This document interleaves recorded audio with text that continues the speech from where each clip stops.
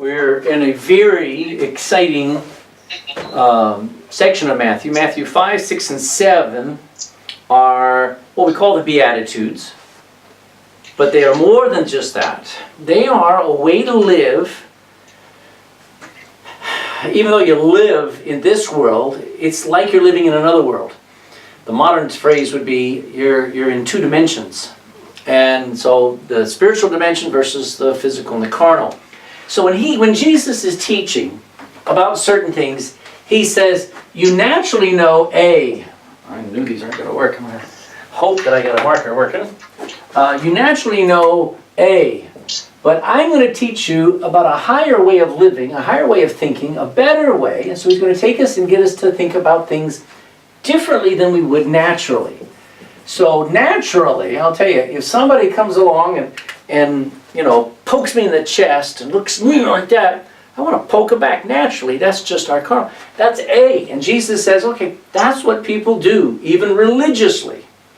It's easy to have a religion where you teach what people already expect you to teach, what already comes naturally. So we're trying to live in what's called the kingdom world, the kingdom of God especially, okay? And so when we get into 5, 6, and 7, he just takes people from this level up to here, constantly pushing. And it is, I'll tell you this, as hard as it was to live under the law, because the law governed our natural tendencies. It governed, don't do this, don't do that. That was God governing what we did naturally. But Jesus is trying to get us to live under a separate set of laws that actually governed us spiritually, that governed our hearts and governed the way we reacted. And that's why it's so beautiful. It actually is one of the most amazing portions of the gospel. So we're on number 7. What page is that in your handouts? 37. 37. Good. We're actually on number 6. Oh, yeah, teaching on divorce. Yep. Yep. Is our next one. Good. It's my 7, so that's my fault. Number 6, teaching on, and your fill-in is divorce. We're in Matthew chapter 5 and verse 31. So let's read 31 and 32, 2 very short verses, but a very big topic. Verse 31 says, it hath been said, whosoever shall put away his wife, and you understand the words put away is another phrase for divorce. Whosoever shall put away his wife, let him give her a writing of divorcement. Just make sure it's legal. But I say unto you, that whosoever shall put away his wife, saving for the cause of fornication, causes her to commit adultery, and whosoever shall marry her that is divorced, committeth adultery. Now, if this was the only portion of Scripture that talked about divorce, we'd be in trouble, because there's more to marriage, divorce, remarriage than just this. And so a lot of people just go, see, if you've ever been divorced and you remarry, you're an adulteress. That's kind of cruel, okay? If that's all we ever had, they would be right. But that's not all we have. There is, in Matthew chapter 19, Jesus expands on that. So let's talk about the teaching on divorce. Now, it's a very brief description, and it's not all-inclusive. But I want you to know, let's go back to Deuteronomy 24. Deuteronomy 24, where Jesus is referring to them and saying, you heard it said of old, if you're going to divorce somebody, make sure you do it legally. That's what he's mean by give them a writing of divorcement. So, Deuteronomy chapter 24, verse 1. When a man hath taken a wife and married her, and it come to pass that she find no favor in his eyes, there's no love, because he hath found some uncleanness in her, maybe there's a fault with her, maybe she can't have children, maybe she can't cook, but usually those are the examples. But when it says uncleanness, it means that there's just no health in the relationship. Maybe they're fighting all the time.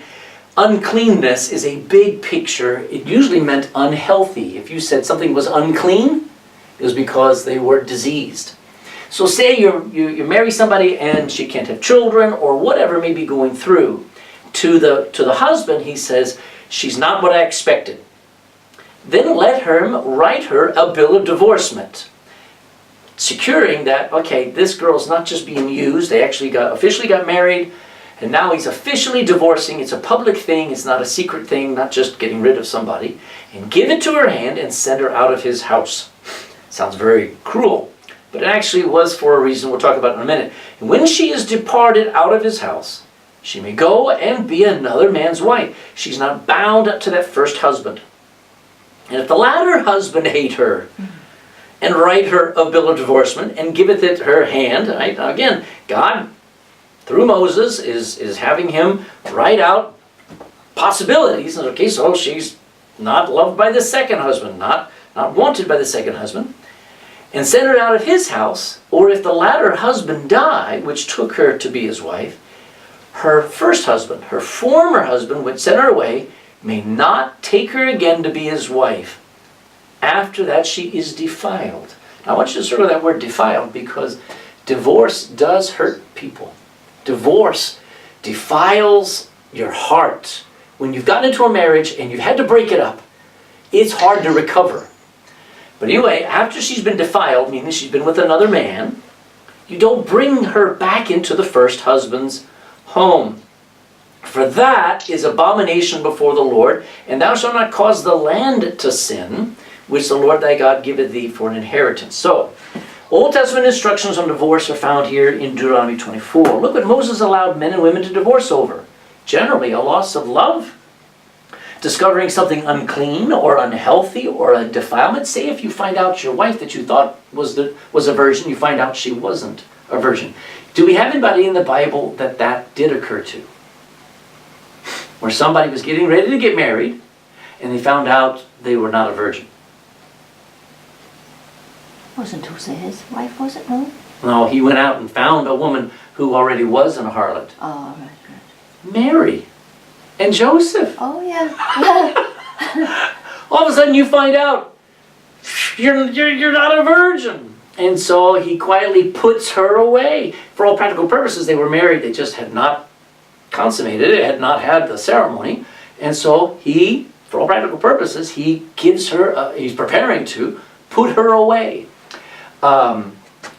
So now what Moses required of the two people was to write this woman, and it works the other way around, but write her an official bill of freedom from the bond of marriage. Now, like I say, it could be the other way around. It could be the husband being given a bill of divorcement. Even if the other person doesn't want a divorce, and that's very important. You allowed the divorce to be forced. Here, Moses is not saying you guys should argue this out. One woman should hold her ground and not allow for divorce. He says, no.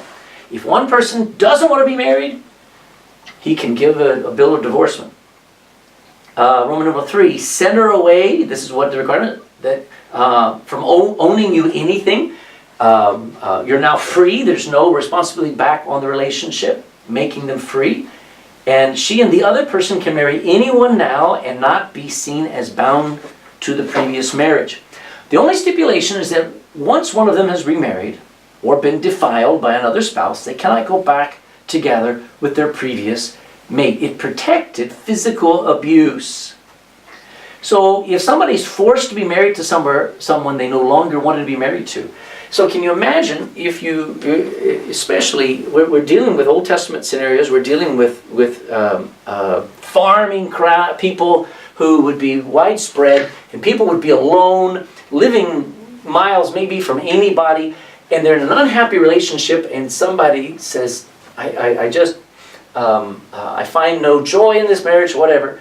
Well, what did Jesus say Moses put that in there for? The hardness of their hearts. Yes. And so when you have two people and you force them to be together and one of them doesn't want to be there, what's going to happen to the other person? Abuse. So this protected from abuse, allowing, let them, if they want to walk away from the relationship, let them go, because otherwise it is going to turn into abuse. Second thing, it protects from an adulterous husband who would, for a fling, divorce his wife so that he could be with another woman and then go back and remarry his wife. And you can't. And he's protecting so that you can't, just have these legal acts of harlotry.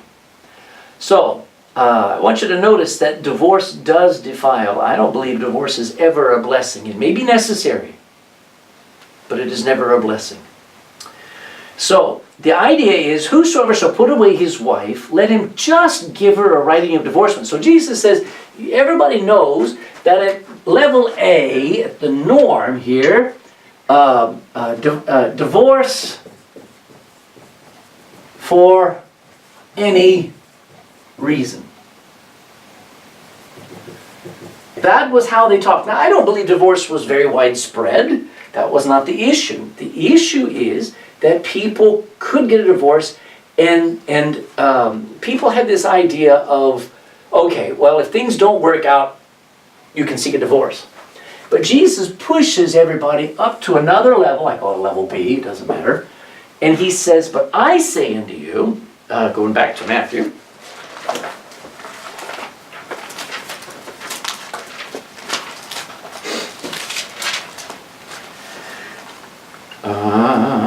verse 31, 32, but I say unto you that whosoever shall put away his wife, saving for the cause of fornication.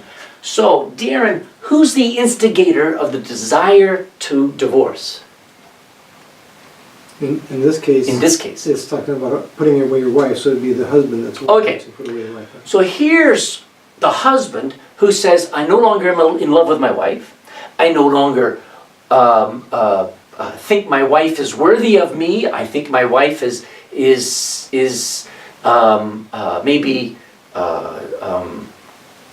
maybe she's unhealthy. Maybe she can't have a child. Maybe remember King Henry VIII. My wife can't give me a son. All of these things. Well, Jesus says, you know what? And this is the big deal. This is the thing. Jesus, I'm going to draw you a chart in a moment. I need you to help me complete the chart. But when he says about divorce, he says a divorce for any reason is not good enough. It is not good enough. I'm looking for okay. I am missing my statement here, but anyway, okay. So when he says no, in the kingdom of God, the idea is you must have a very serious reason. What was the reason, Edward? What was the reason that Jesus said was permissible for a man to seek a divorce from his wife? Fornication or adultery. Okay, so he's very specific with the word fornication. I know sometimes we think of only adultery, but let me tell you, fornication is a wider meaning of a word. So he's very restrictive. The only time you should divorce your wife is for the cause of fornication. So let's look at fornication. Now, let's say, Allison. My brain went there for a second. Allison, what does adultery mean? Adultery, that's where you break the marriage oath, where either the husband or the wife would have sex with another partner. Okay. Outside of the marriage. Yeah, and they're seeking a marriage privilege, not within the marriage, but to somebody else. And that is adultery, and it is serious. But Jesus doesn't say for the sake of for the sake of adultery. No, he's a little bit wider, and this is where fornication. Fornication is any sex that is not between a husband and his wife. And that is more general than adultery. Any kind of sex outside of marriage, either before and during marriage. Remember, Joseph and Mary hadn't had any sex, and yet the idea was she had had sex before, that's what he thought, before their marriage, and that was considered fornication. So he's like, well, I can't marry a woman who's not going to be faithful to me. That was in his mind. But I want you to understand this. Go to Jude chapter 1. There's only one chapter. Jude chapter 1.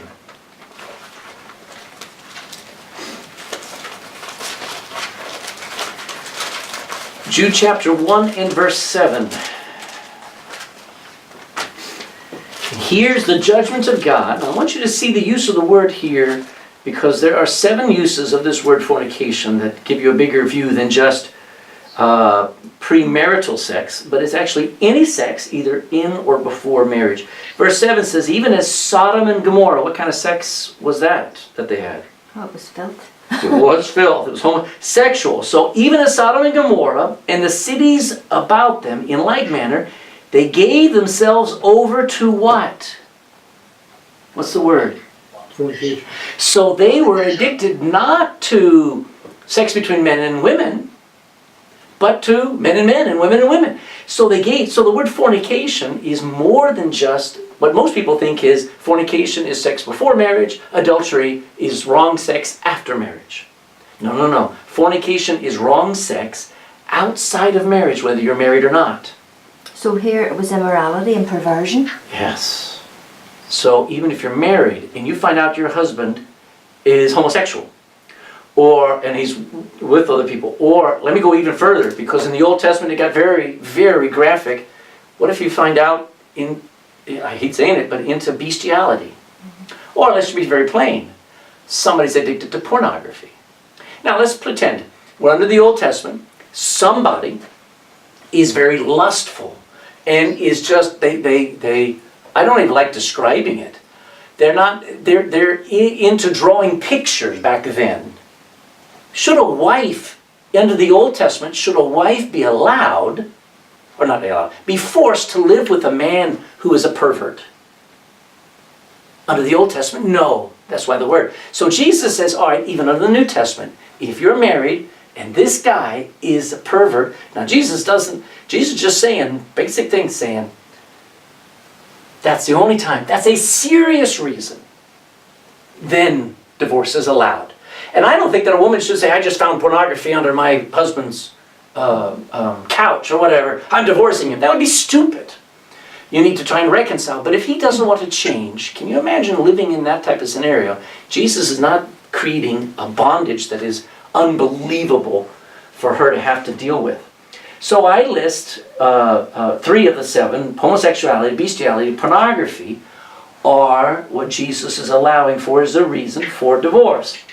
Now, the abandoning of your wife is actually causing your wife to commit adultery. Did you notice that? So he says in verse 32, he says, I say unto you that whosoever shall put away his wife, except for the cause of fornication, you're abandoning your wife and you're causing her to commit what? Adultery. And whosoever married her that is divorced committeth adultery. Now this is actually quite important, because and we could take a long time. I don't want to try to dissect. I just want you to think, when you're reading these verses, these are deep and they're to be pondered. These will change the way you look at marriage, the way you look at divorce. And so when you're married to somebody and you're happy and you love the other person, but the other person doesn't love you, doesn't want to be around you, finds fault in you, wants to divorce you, and you're happy being married, and they dump you, they throw you out of the house, how do you think you're going to feel? We call it abandonment. Yeah. That person, especially a woman, if she's now out of the house, now we're not dealing with kids, we're dealing with just thrown out of the house, not with a family, and you've thrown somebody out of the house, she now has to fall in love with somebody else that she's violating her vows in her own heart. It's called violating conscience. And you're causing her to commit adultery because she wanted to stay in the marriage. So this is more than just, if this is, my mom has been married and divorced, but my dad left her. It was abandonment. And so when my mom wanted to remarry, you know what she was afraid of? If I ever do remarry, I guess I'm an adulteress. And I went, no, Mom, not at all, okay? It's going to be hard for you because you loved Dad and you tried to make things work. And you got to decide on whether you can move on. But generally, you are my dad caused my mom to have to violate her conscience to go and seek a new man. That's the point. Can adultery be forgiven, yes or no? Of course it can. But this is the level where Jesus is raising a marriage too, where marriage is not for throwing away just because somebody is unhappy. So Paul deals with, Jesus deals more with marriage in Matthew 19 and also Mark chapter 10 and brings in a lot of extra things, which we'll just skip for a minute. But Paul even deals with remarriage in 1 Corinthians 7, and he says, when you've been abandoned, especially by an unsaved person, he's dealing with Gentiles now, and a Gentile spouse leaves, well, he calls it, he says, could that person even be saved? Because if the unbelieving depart, what should you do? Let him depart. All right, go to 1 Corinthians chapter 7, just to settle this. 1 Corinthians chapter 7, and verse 27. Art thou bound unto a wife? Seek not to be loosed. All right? That's pretty general. If you're married, don't seek divorce. Art thou loosed from a wife? If you've been divorced, seek not a wife. Generally, if it hasn't worked, then just stay single. But, and if thou marry, talking to the person who's lost their marriage before, thou hast not what? Wow. Paul makes a very bold statement that some people don't find it easy to say. Is, well, if you've remarried, you must have sinned. No. And if a virgin marries somebody who's divorced, that's the whole context. She hath not sinned. Nevertheless, a married person, a divorced person and a never divorced person, such shall have trouble in the flesh, but I spare you. He's trying to spare him, saying, don't remarry. And I'm trying to save you from that. But you've not sinned. So even Paul deals with remarriage and just saying, don't be so judgmental of yourself or of others. So there's some big questions here. Number one, where does divorce begin? I give you the answer there. But in each one of these things here, at the first level, at the general natural level, everything here is the flesh. Okay? It's what we call natural law. All right? Now, under this, we're dealing with the heart. And what is the difference in the heart, Darren, after you've been born again versus the heart before you're born again? Before you're born again, you're dead, and your spirit's dead, and so you're not seeking God's way of doing things. That's right. And your heart is only reacting like it always does. But when you're born again, you have a new heart, don't you? And so whatever you're going through in the flesh, whatever you're going through naturally, Jesus says, I want you to live by the new heart, not by the old heart, not by the old man. So divorce always begins in the heart. Where is marriage defined? It is not defined in Deuteronomy 24. Marriage is defined in Genesis chapter 2. Let's go to Genesis chapter 2. That's why in Matthew chapter 19, Jesus actually says, guys, didn't you ever read where a man shall leave his father and mother?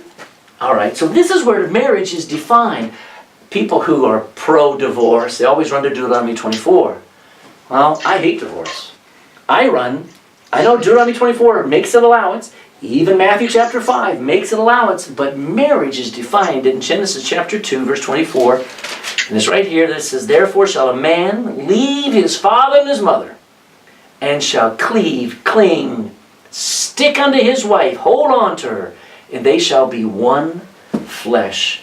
And then somebody once gave the illustration of, if you ever take two pieces of paper and glue them together, how easy will it be to pull them apart? If you ever pull it apart, you're left with shreds. It's never like it was before you put them together. And that's divorce. It may be necessary. It may be something that is a last ditch. But in Christianity, it must be serious. And guess where we're at today? Phew. Men are wicked. Women are wicked. If there's anything that is under attack, it is marriage and the concept of keeping it pure and keeping it clean. All right, so what is the cause of fornication? Well, I write in here, it is the same as the causes of adultery. Adultery is you're unsatisfied. Fornication is, whether it's pornography, whether it's homosexuality, anything along in there is a lust of the flesh. And it is that person who is struggling with fornication, they usually need to be born again. Now, can Christians struggle with fornication? Can Christians struggle with adultery? Yeah. Give me an example, somebody in the Bible who struggled with adultery. David. Anybody else? Now I'm going to push it a little bit further. Was it Solomon? I would say Solomon struggled with it. Yeah. Instead of him actually going as far as committing adultery, he said, well, I'll marry her. I mean, it's when you get down to it, you start thinking, Solomon was wicked, man. He just made it illegal. So, all right. Any questions on that? Because usually it's a hard subject to deal with. Yes, sir, Dr. Edward. Yeah, like the sons of Judah, what would you say their situation is regarding this matter? Which matter? The one that was first married to Tamar? Tamar and Judah? Yes. Okay. So, what would be their situation in the matter? Would you call that intentional wastefulness or It's adultery. it's adultery? Yeah. Judah committed adultery. He married a woman who was waiting for his son. Now, I don't know if what does he call Tamar? He says, where is the harlot that was here? So that's why I call it adultery. But let me just be real plain. It's actually fornication because I can't tell whether Judah was still married at that time. Judah's wife may not have been alive. So it's actually, I can be sure knowing it's fornication because he's seeking, I hate being so crash, he's seeking sex from a woman he does not intend to marry or to be married to. So it's fornication. She's a harlot. He may be married, and if he is at that time, it is adultery. But I'm not told whether his wife was alive at that moment. So at least it's fornication. And listen, Judah should have forfeited his line of having anything to do with the Messiah. But because Judah humbled himself and said that his daughter-in-law was more righteous than he, and yet she was wicked, he humbled himself. He fell into the crack of grace. He happened to go into a place where he got right with God, and God had grace with an evil man, and went ahead and gave Judah the Messiah, only because of humility. So, okay, does that answer your question? Yeah. Okay. Anybody else? Now, we move on to swearing is your next for verse 33. Swearing. Let me see if I can draw you a chart here, and I want you to start to fill in this chart maybe on another page. Oh no, that's not enough. Let me do it this way. Okay, so now in this chart, I want you, let's go back to, in verse 21, what are the, back in Matthew 5.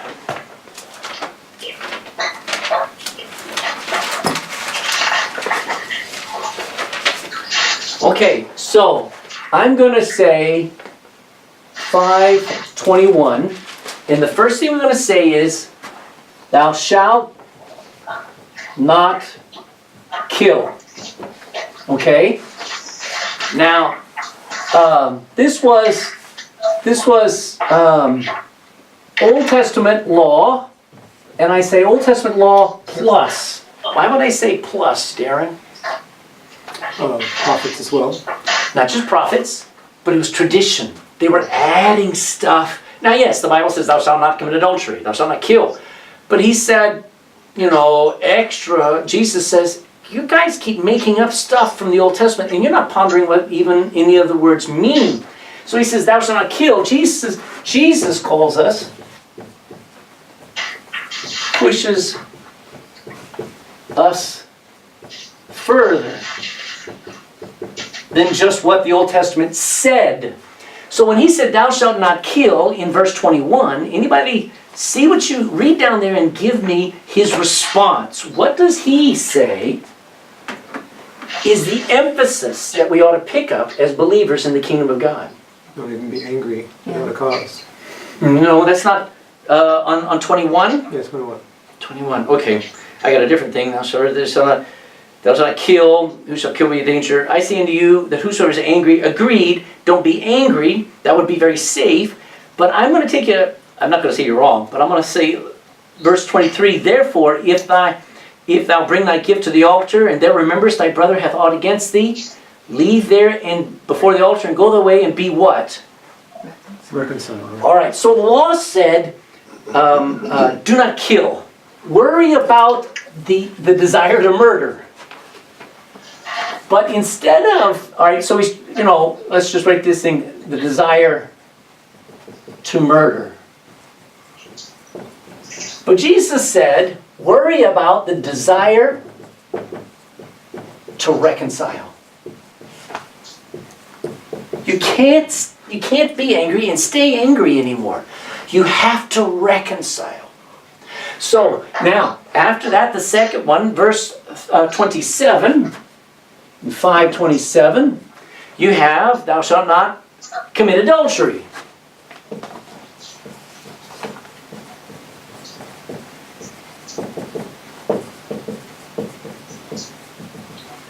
And Jesus says, no, what you need to worry about is what? What's the problem with adultery? Where does adultery begin? In the heart, the lust. Lust. So worry about lust. Isn't that more important than worrying about the physical act? Okay, so you see where Jesus is pushing Christianity into a whole nother realm of thinking and living.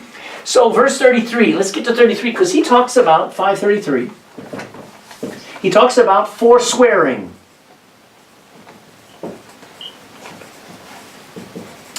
All right, so let's look at verse 33 now. Again, ye have heard that it hath been said by them of old time, sometimes they can quote the Old Testament, sometimes they kind of twist it, thou shalt not forswear thyself, but shalt perform unto the Lord thine oaths, meaning keep your oaths. Keep your vows. But I say unto you, swear not at all, neither by heaven, for it is God's throne, nor by the earth, for it is his footstool, neither by Jerusalem, for it is the city of the great king. Neither shalt thou swear by thy head, because thou canst not make one hair white or black. But let your communication be what? Yes or no? Yes, no. Yes, yea, yea, or nay, nay. But for whatsoever is more than these cometh of what? Evil. All right, so if somebody's trying to, like a politician, you try to get a clear answer to them, and they're like, it's because there's something going on in the background. So when we come to forswearing, what is it that Jesus says we should focus on? Instead of worrying about breaking the oath, don't make the oath in the first place, because you can't foretell the future. Okay. Yes, Well, there are oath. times where you do make an oath, like when you're marrying, and you're making a promise, that is, till death do you part. But here he says, be yes or no. It's one or the other. You can't play both. So Jesus just says, because in the old days, in Jesus' day, guess what the people were used to doing, because they didn't trust anybody. So what was everybody doing in Jesus' day? When they made a promise, they said, I swear, oh, I swear. And this is what, when we were kids, we'd say, I swear on my mother's grave. We didn't know what we were saying, but we heard it on TV, And, oh, I swear. It's a stupid way to talk, because it means nothing. So Jesus says, your yes needs to be yes, or your no needs to be no. And that is character, isn't it? What a way. back in the mid-1800s, in America, I don't know about here, and it may have been true because the Methodists were a different kettle of fish back then. But if you went in to get a mortgage on a house, and they would look at you and they go, how do we know you're going to pay this back? If they found out you were a member of the Methodist denomination, Methodist Church, they gave you the mortgage on the spot. Really? Because, yes, that was only for about 30 or 40 years where that happened. But there was such a different way of living. The Methodists lived by a higher code, and if they made a promise, they kept it. And I wish that was true, that Christians were like that, because when people meet Christians, they ought to know, I can trust that person. When that person says yes, they mean yes. And when they say they can't do it, don't push them. They can't do it. I'll go and get somebody else. Yes or no. So this is it. Forswearing means swearing over and over and over and over. Just don't do it. Let's move on to the next one. Verse 38. Verse 38.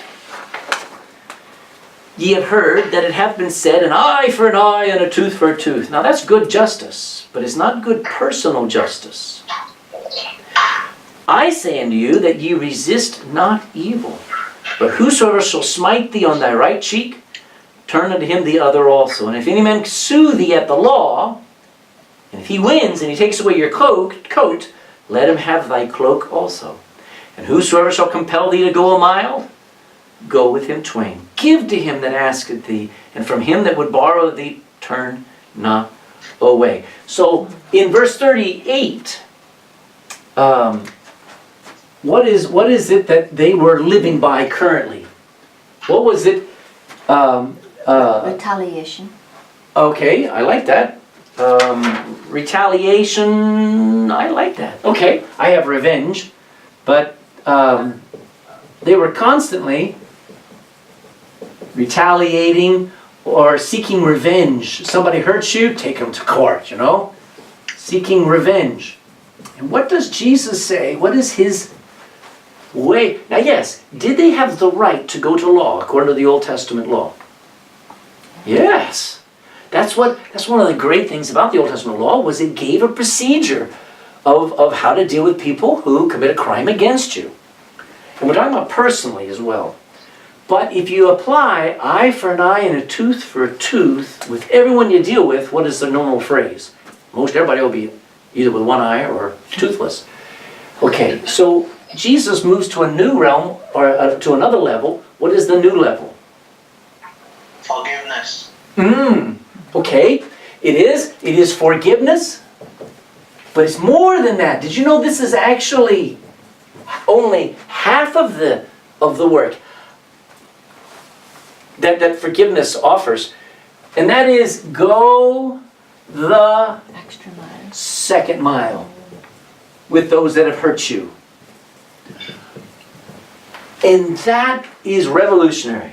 Can you imagine his disciples and everybody listens to him, how that must have hurt them, because the Romans already were abusing, and a Roman soldier come along and says, here, carry my bag a mile. And Jesus is saying, take it 2.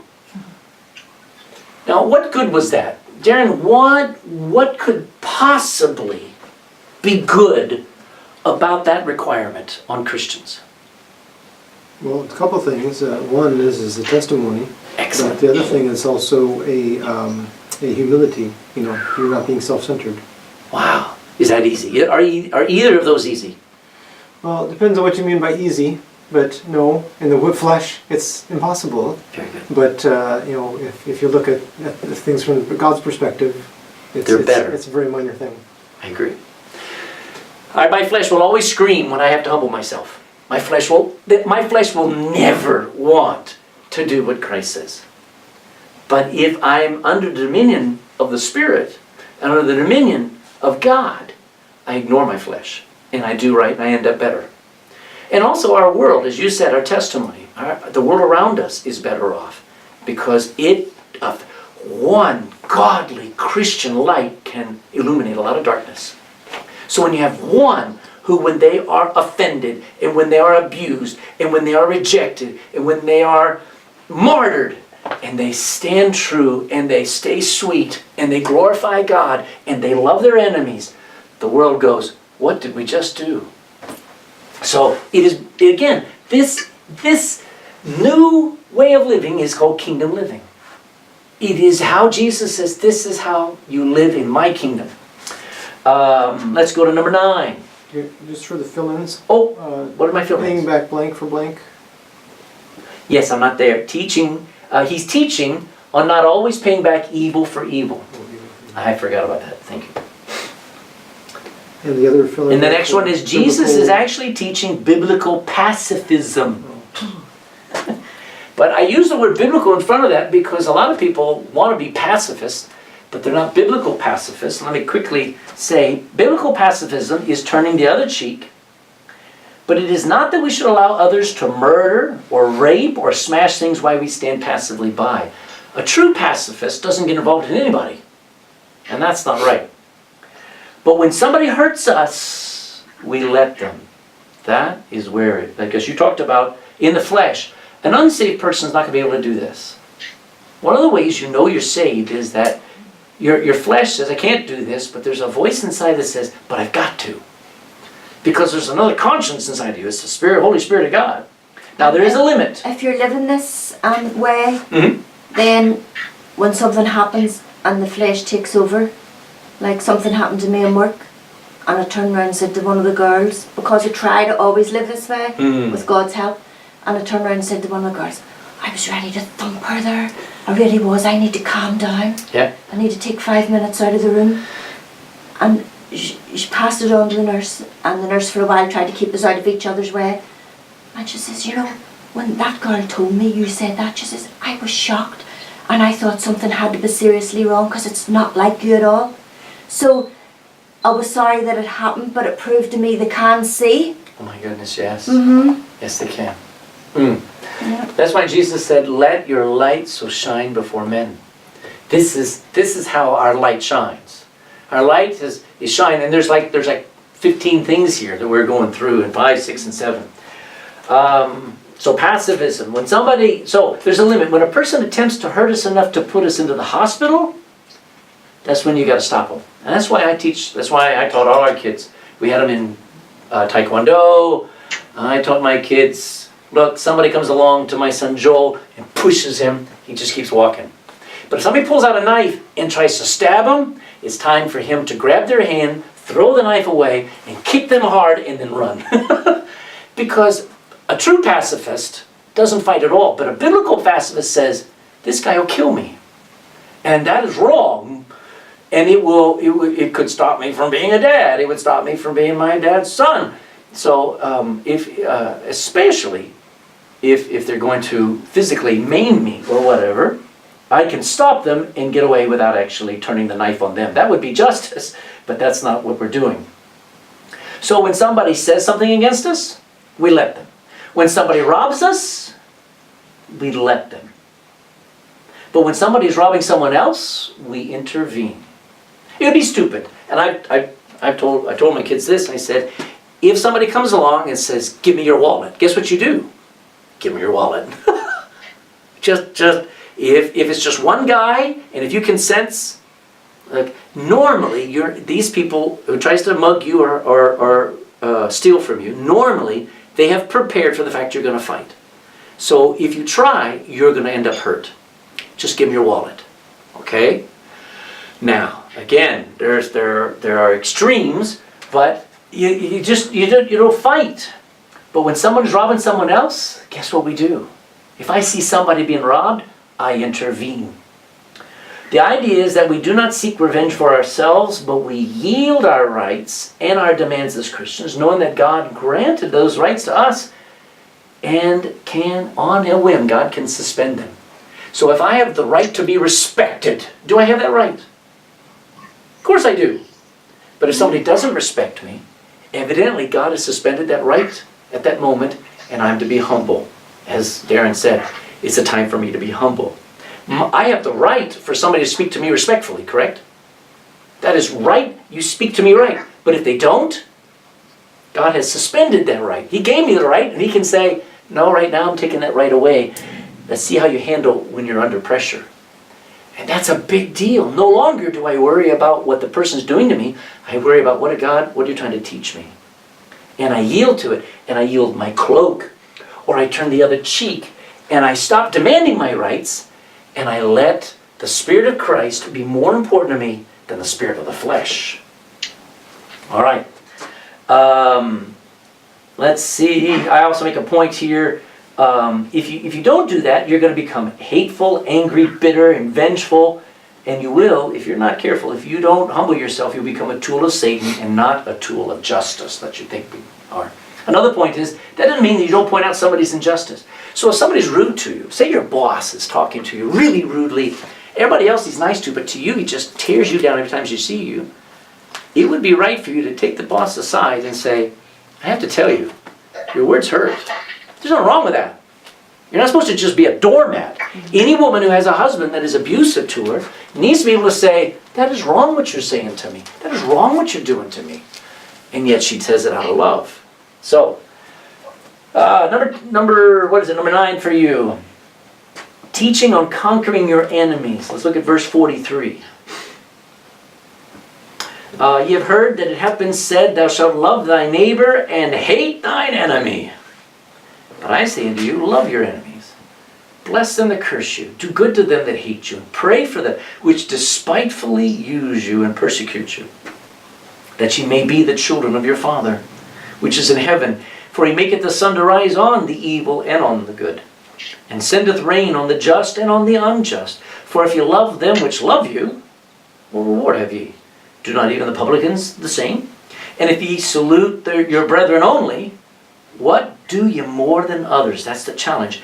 Do not even the publicans so? Be therefore what? Perfect. Even as your Father which is in heaven is perfect. So Old Testament, those laws, Jesus is pushing them to what he calls perfection. This is perfect living. Do you think that means that they didn't sin? No. No. But I lived above sin. And I have a different way of looking at life so that I sin much less with the goal of being perfect. I may never be for more than a week or a day or an hour, I don't know, where I actually had no conflict with sin. But this is the only way to live perfect. Is it possible that you would be perfect living under the Old Testament law? No, not in the flesh, but in the spirit and with the heart right and doing things Christ's way. Jesus said, this is how you live perfect like your Father is in heaven. So this is dealing with our enemies. Now Leviticus 19:18, it says, thou shalt not revenge, nor bear any grudge, that's bad attitude, against the children of thy people. But thou shalt love thy neighbor as thyself. I am the Lord. Where'd that other half come from? Hate your enemy. It's not in the Bible. That was added. See, the Pharisees and the people were adding, well, I'll love my neighbor, but I will hate my enemy. And that's how it turned out. So they were inferring stuff. See, the people had taken this so far as to become totally racist as a nation. They hated the Babylonians, the Samaritans, they hated the Moabites. Did God call the Jews to hate the other nations? Yes or no? No, of course not. They were not to intermarry with them, but they weren't called to hate them. That's not their job. And yet, the Jews had forgotten that they were to be a light, that they were supposed to demonstrate what a relationship with God was. And instead, they took a superior attitude and they looked down upon and hated their enemies. Guess what? Our memory verse this last month was, for the gospel's sake, how does it go? They are enemies for your sake. Concerning the gospel, they are enemies for your sakes. So they still look down on us. They still are enemies of us because they think that we'll only love our kind. And we won't love Gentiles, and we won't love especially those Christians generally. Now they have moderated. But Jesus turns it on his head, and he says that we're to love our enemies, which means showing love toward them, not seeking to be with them and enjoy their company and emulate them, but just be kind to them. So he's saying, look, what do the Pharisees, what do the publicans do? And look at how they love one another. Shouldn't you do more? What do you more than others? And Edward, is this going to be, even as a Christian, is this, we're on here, let's see, what is it? Verse 41, what verse are we on? Did we start on? Verse 43. All right, on 43, our statement is, if I can find my page, hating enemies. That's what Jesus is dealing with in that section. And he says, what should I be more concerned with? What do you think, Edward? I didn't get the question, Pastor. What is, when Jesus says, you guys are all caught up in loving your neighbor, which was the second commandment, but you hate your enemies. What does he replace it with? What does he say was more important than worrying about hating your enemies? Is to love one another? No, not just love one another. Love your enemies. Love those who you consider to be your enemy. So again, each one of these things is going further than I hate people who don't like me. I don't like people who don't like me. That's my nature. But Jesus says, no, bless them. Do good to them that use you. So, chapter 5 is breathtaking. Let's turn to chapter 6 here. We got a few minutes.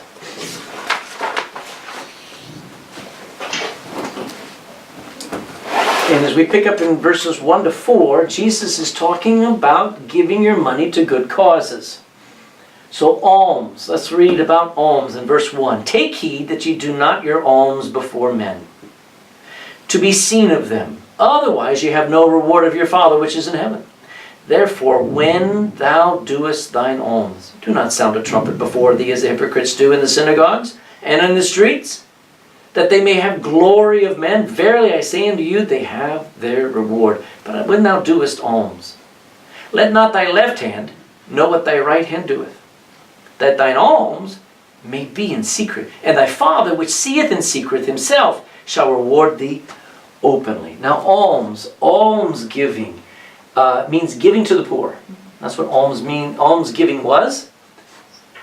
But let me tell you what the word alms means in Old English. It means mercy, compassion. So you see somebody and they have no food, and you're moved with compassion, so you give money to meet a need. So he's not just talking about, church giving. He's talking about personally meeting somebody else's needs. Alms giving. What were they doing, Darren? What were they doing with their compassion giving in Jesus' day? They were wanting to make sure that everybody knew that they were giving, so that they would be praised by others. Wow. Such a contradiction of, you're trying to have mercy on somebody, but you're trying to get praise out of it. You're trying to get rewards of others out of it. Sounds kind of political to me. God's people are commanded to care about the needs of others. Over and over, Deuteronomy, Proverbs, over and over says, take care of the stranger. Take care of the poor. Minister to the person, even if they're a stranger. Do not mistreat a stranger just because they're not a Jew. Here, Jesus speaks as if it was going to be a natural part of the way of life in the kingdom. Are there going to be poor in the kingdom of God? Yes. And if they're not in the kingdom of God, at least those who are in the kingdom will deal with people who are poor. So it is a natural or a supernatural part of life now. It's a continuation of what God expects a good Bible-believing Jew to live by. It is part of personal righteousness. Now, Job 31, I'm not going to take the time, but Job 31, Job brags on it. He says, if I ever came across somebody who was in need, I always met the need. Now, he's angry. Job is frustrated at the fact that I've tried to do everything right, and yet I've lost everything. So that's why he's talking about, and he's bragging on his personal righteousness. He said, I met people's needs, and now my needs aren't being met. So he's feeling frustrated. But it is part of personal righteousness. Now when Jesus talks to the synagogue, that was a place for the worship of God, and the Jews began meeting in synagogues several hundred years before the birth of Christ. And it simply means assembly. Like a church is a called out assembly of believers, but the synagogue was an assembly of Jews.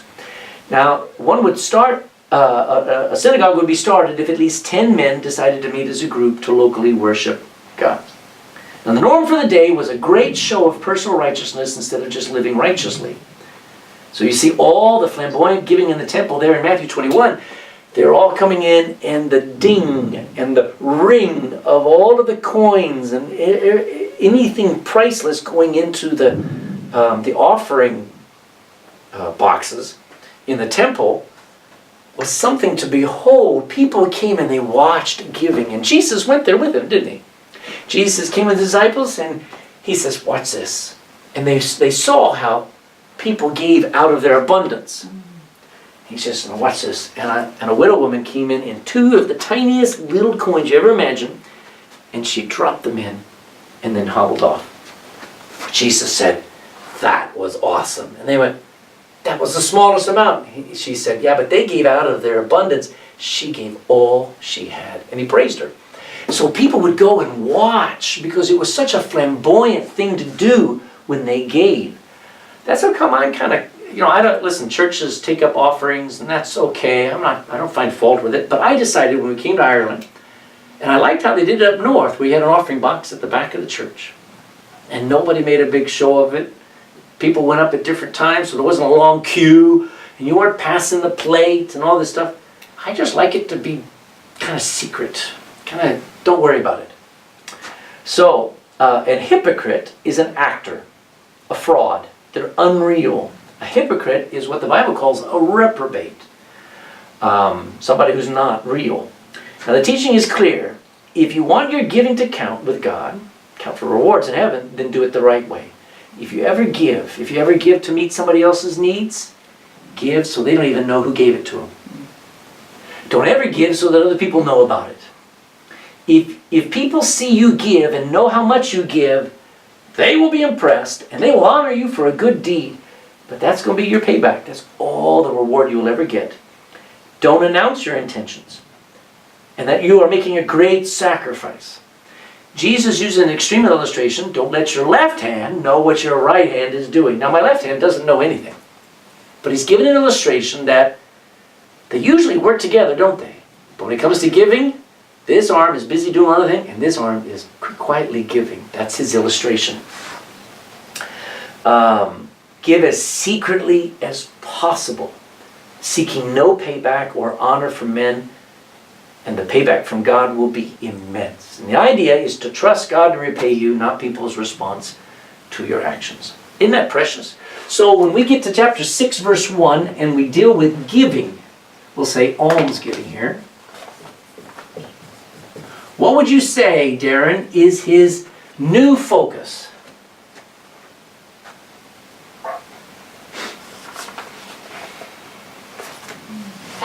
Here, in their day, it was very visible. What was Jesus telling them to focus on now? When you give, he's not saying how to give differently. Giving is giving. He was actually saying what? Do it secretly. To be a cheerful giver. Say again there, Edward? To be a cheerful giver. Cheerful giver, you said? No, not cheerful giver. Not yet. Paul says God loves a cheerful giver. But this is give secretly or invisibly. Invisibly, that's right. Give secretly. And that is amazing. Because all of a sudden, where's the focus now? The focus is on 2 people instead of 1. Who are the 2 people that giving is? Here, what's the focus on? Let me start there. The giver. me. Yeah, the giver. Everybody watching me. Now he's going to talk in the next verse. We're not going to take the time to do it, but in the next verses he says, when you pray, don't be like the Pharisees who say, ladies and gentlemen, I'm going to pray. The focus is on you.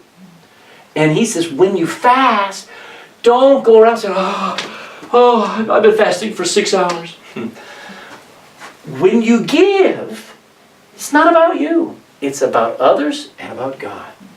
And you're just secretly meeting a need. And you know God sees it. That's it. And that was revolutionary to the Jews. And it's revolutionary, especially to us Westerners, who loved the praise of men just as much as they did. All right, any other questions or any thoughts? What was the fill in there? I never get the feelings anymore. Giving to the poor. Okay, yep. Giving to the poor.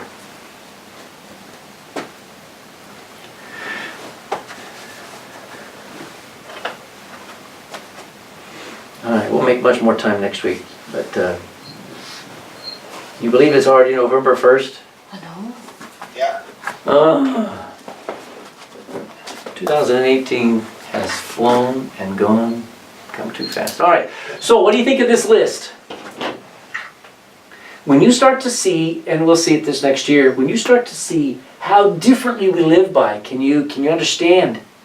When Peter says, you're a chosen generation, a royal priesthood, a peculiar people. You are strangers in this world. You don't live by the same rules. Even the Old Testament was not the same as the rules of the world. But it's nothing compared to, because this is so much further and so much better, so much deeper.